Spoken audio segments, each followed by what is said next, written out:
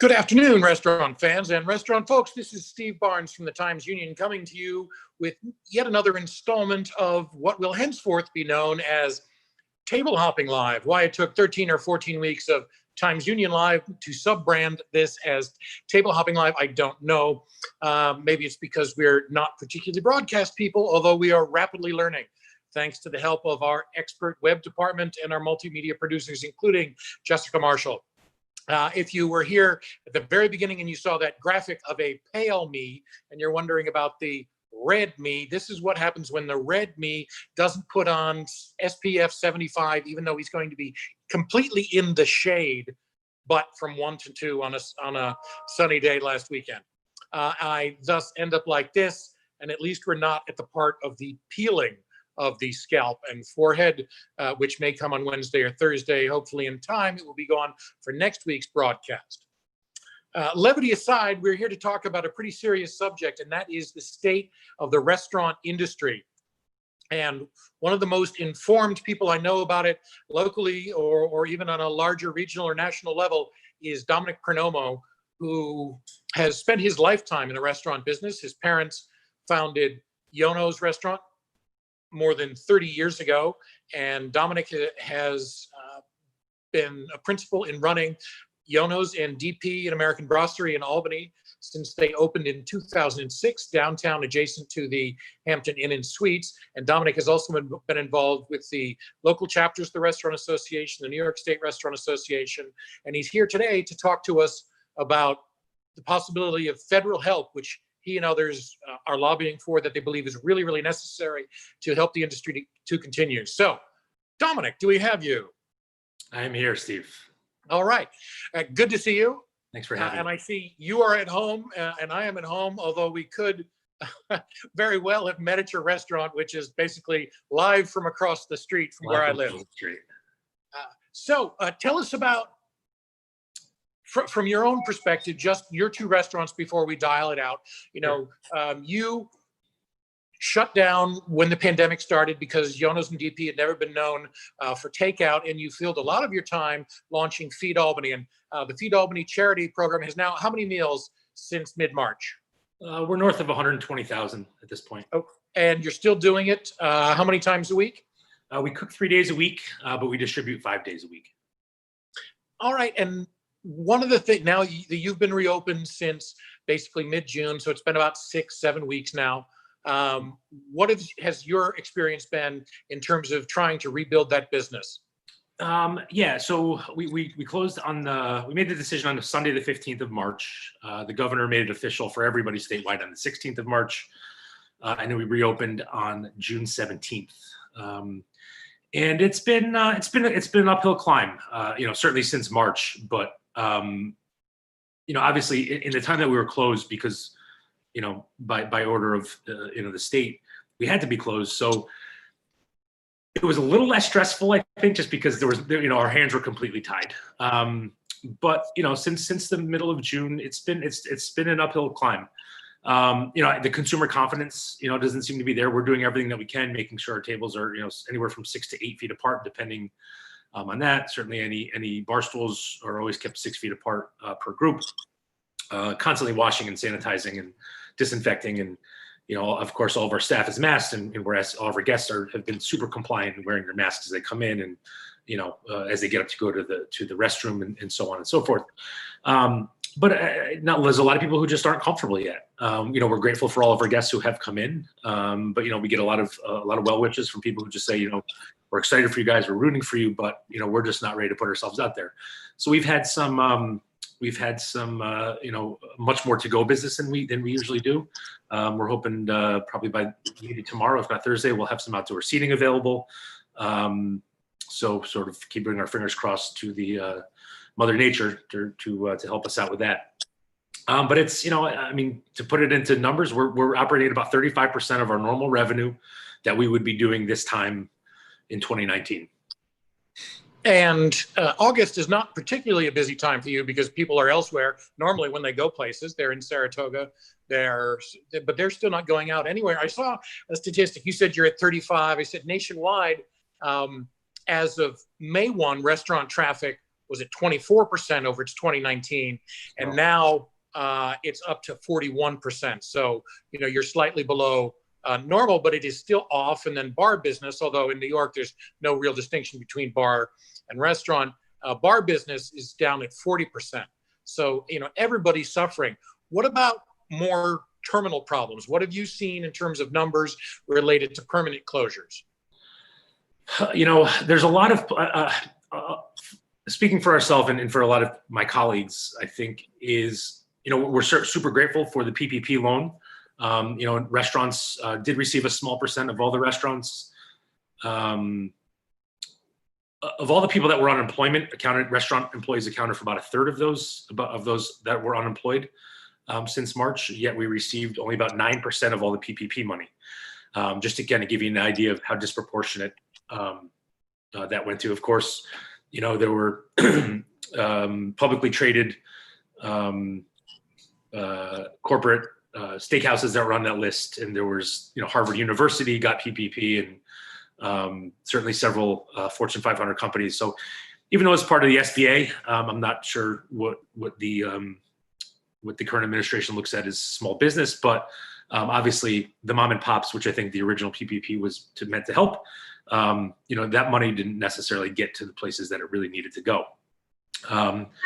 So certainly for most of us, that's what's keeping us afloat for this time. But that is a Band-Aid on a bullet hole. And, without some legislation from the government, which we're looking at HR 7197, which is the Restaurants Act, we're looking at as many as 85% of independent restaurants nationwide closing permanently. And that's about a number, about 600,000 independent restaurants across the country. And already the numbers I've seen, because it's something places are still in flux. Like, for instance, somebody asked, it's not an independent restaurant, but somebody asked me today about a Moe's over in East Greenbush, which is still on the corporate website, but they don't know. The Brick House Tap and Tavern up in Latham, they don't know. And the status of a number of independent restaurants that are still closed, so we don't know. But some of the hard numbers I've seen in New York already are 1,100 permanently closed in New York, established as permanently closed. That many in Texas, 2,200 in California. So tell me about the Restaurants Act, what are the provisions for that, and how might that help? Well, the Restaurants Act, and it's an acronym for more or less, the restaurants are a unique opportunity in why they require certain assistance. It would only be for independent restaurants, or if you're a franchisee with less than X number of employees, and less than X number of locations. So, for example, if somebody has 150 McDonald's, they would not be eligible for that. So it's really to help the mom and pops, and it's $120 billion of money that would be given from the Treasury, and it's essentially a bailout. But what it does is that $120 billion would be an investment which would turn into $271 billion of economic stimulus into the economy. When you look at the reach of restaurants, it's not just the restaurants. The restaurants are so big, and we consume so much as restaurants. We consume commercial real estate space, we consume food, we consume beer, we consume liquor, wine, paper products, ink, paper that we print our menus on, technology with POS companies and third-party delivery companies, and all of these other things that the restaurants keep spinning in motion. So what it does is it allows the restaurants to be stabilized, to continue to operate, to continue to keep their doors open, to keep people employed, and also to allow us to continue to support local farmers and to continue to support other local businesses, whether it's a pest control guy, or it's the guy who cleans your hoods, or it's the guy who cleans your beer tap lines, or it's your delivery driver from, the local florist, that we use to put, beautiful flowers and arrangements in our restaurants. So it's all of these things which will not only stabilize the restaurant business, but it'll stabilize all these other circles that go outside of the business and help us to continue to support other businesses. Because, restaurants, it takes a village for sure.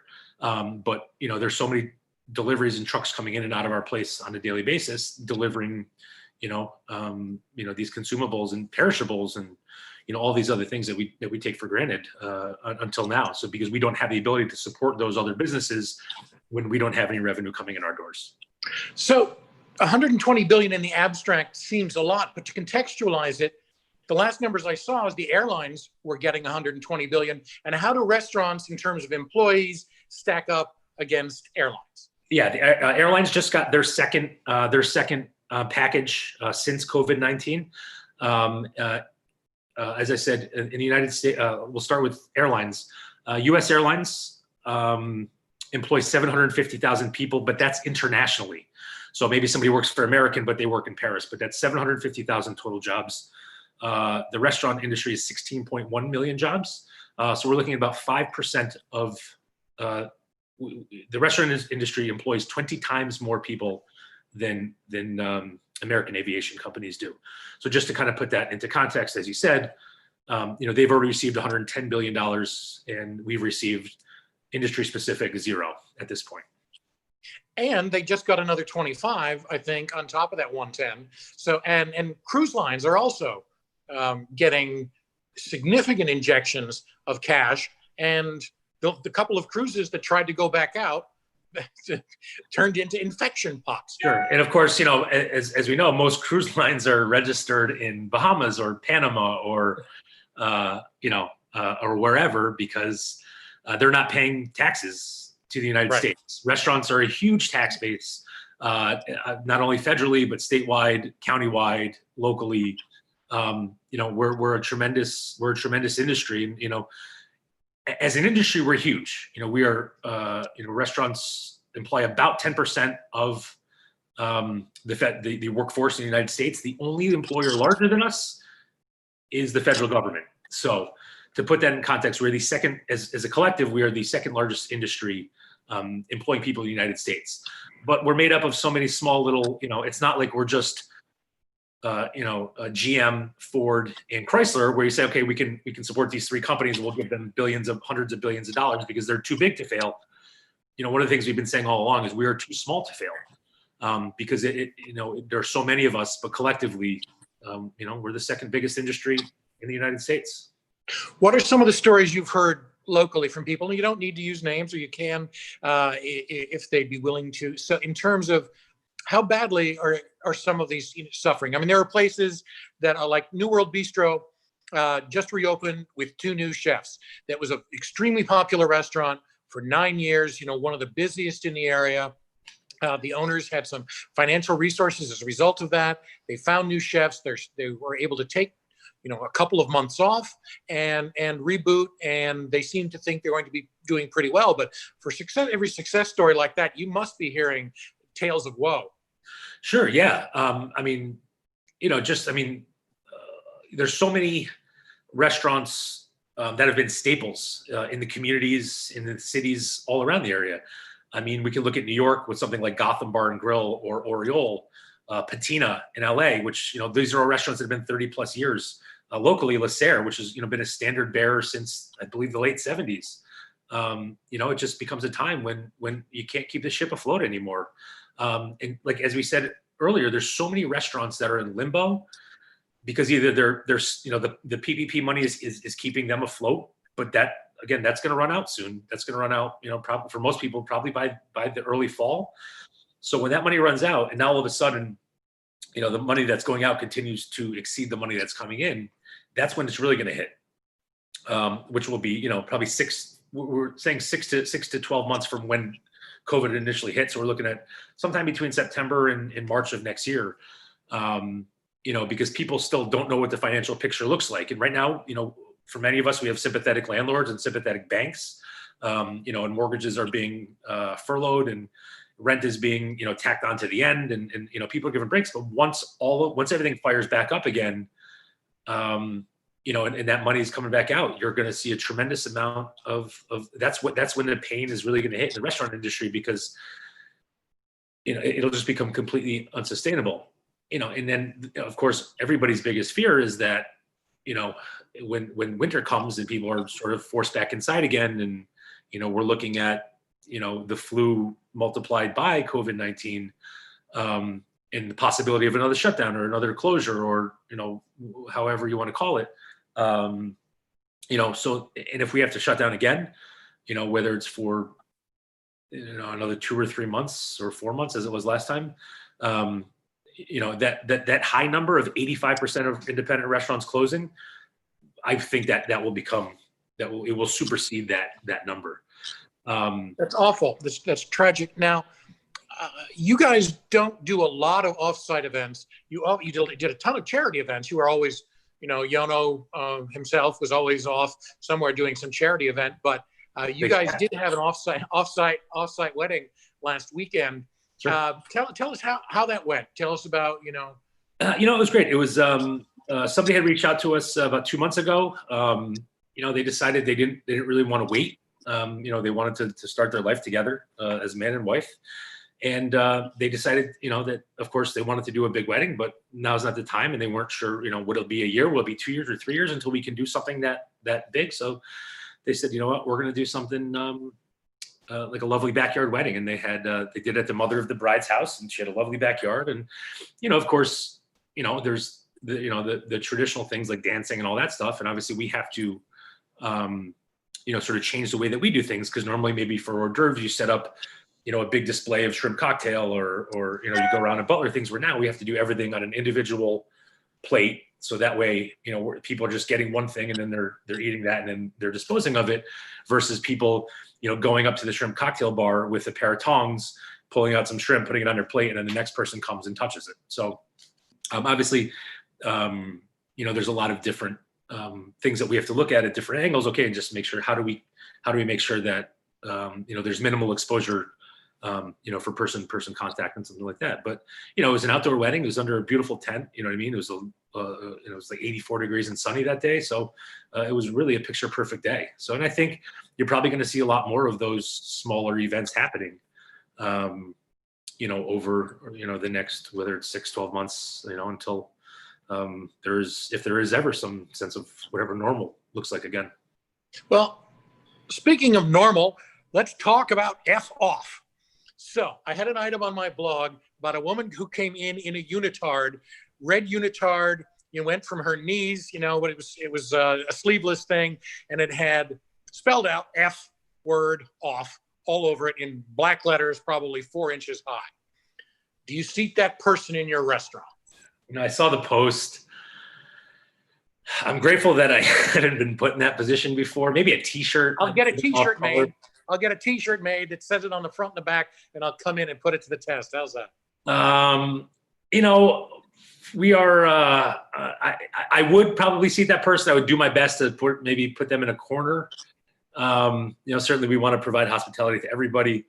But just as I know, like for example, if I'm going out with my children, who are pretty well behaved at this point, but maybe when they were a little younger, I would ask to sort of maybe put in a corner away, just so it's a little less visible, maybe.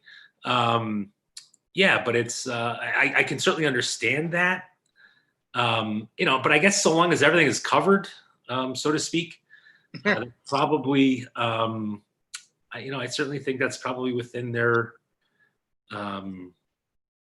fashion choice, maybe a poor fashion choice, but a fashion choice nonetheless. Well, and the results of the poll, generally, they were split roughly 1/3, 1/3, 1/3. 1/3 of the people said, in terms of their reactions, 1/3 of the people said, I would think he was tacky and classless, but it wouldn't affect my meal. 1/3 said, wouldn't bother me in the least. And 1/3 said, hey, I'd use it as an opportunity to talk to my kids. Because if your kids are old enough to understand concepts of personal freedom of expression, as well as other people's sensitivities, they've heard these words before. They might even have heard them from mommy or daddy on occasion, but always with an alligator after. So certainly, listen, I mean, I'm not naive to think that my children at ages 7, 6, and 3 have never heard those words uttered, whether it's on a TV show or a movie, or, the music that may be playing, or daddy dinging his bumper in his car. What's that? Daddy dinging the bumper of his car. That too, yeah. Thankfully they weren't with me that time. I mean, my kids have seen Hamilton. There's some expletives in there. So I mean, I think I think that's, and I wouldn't be too concerned about it. I mean, my oldest, I mean, I don't know that they could read those, like they would know what those words meant. But yeah, I mean, listen, it's if that's the biggest concern at a restaurant right now, I'm okay with that.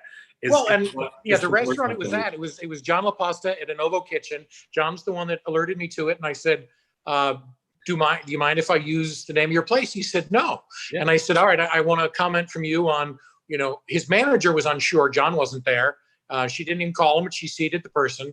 And John said, look, we're already the mask police and the social distancing police and the eat while you drink police. He said, I can't police also somebody else's fashion sense or their willingness to try to offend others.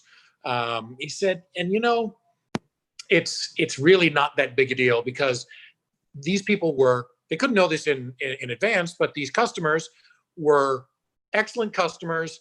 They tipped well. They minded their own business. They enjoyed themselves. They had brunch, a couple of mimosas. They came in with masks without asking. They put their masks on before they stood up and walked out, said they'd be back. So, you know, if somebody's offended, people are going to be offended by just about everything. They could very well see they may have seen her on the sidewalk. Who are they going to complain to then?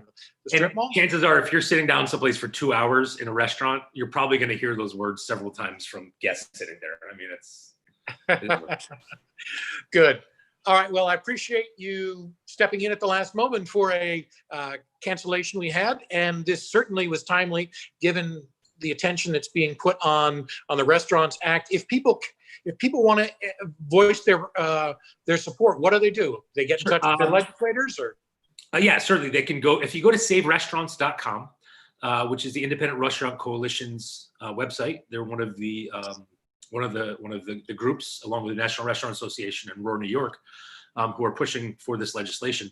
And you can go on, fill out your name, your address, and then it will queue up who your representatives are, and then it will send them an email on your behalf, showing your support for this legislation. So it takes no more than 30 seconds to fill out the form, and then you can certainly opt in or opt out to get the emails to sort of stay abreast of the situation and where we are moving forward. We have 161, as of yesterday, 161 co-sponsors in the House and 26 co-sponsors in the Senate on the bill.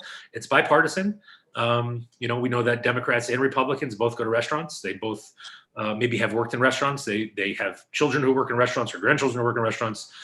They enjoy going to restaurants. So this is not a red or a blue act. This is 100% a purple bill. Okay, so tell us, Yono's and DP and American Brasserie, when are you open? We are open now Monday through Saturday, 5 to 9. We seat until 9 p.m. So if you want to come in at 9:05, we'll still seat you. We won't be in a rush to throw you out. And by this weekend, you expect to have sidewalk tables? We sure do. Just waiting on a piece of paper. All right. Tell me, if I come in, which is highly unlikely, I don't think I've been to your restaurant in at least 2 days. Not today. Yes, or at least yet today. Somebody comes in, they want a really interesting drink. What's a great summer drink that's being poured at the bar? We have a great bartender, Doug, who's usually behind the stick most days. And to keep himself engaged, he comes up with a new cocktail every single day. We used to change it up every 2 or 3 days, but he's been super, rare to go. So he's been coming up with something new. So I don't know what he's going to have yet tonight. But there was a fantastic gin cocktail he did last week. Super refreshing. Very summertime, and that's sort of kind of been the flow. Right now this time of year, we're a lot of gin. We love bitter things like Campari and Aperol and Cynar and things like that. So, but whatever your flavor profile is, he'd be happy to custom tailor something for you, because that's always something fun we like to do. Good, I appreciate it. So we've been talking to Dominick Purnomo of DP and Yono's in Albany. This is Steve Barnes from Table Hopping Live. We will be back next week, 1 p.m. Tuesday, with another edition. Until then, eat well and be well.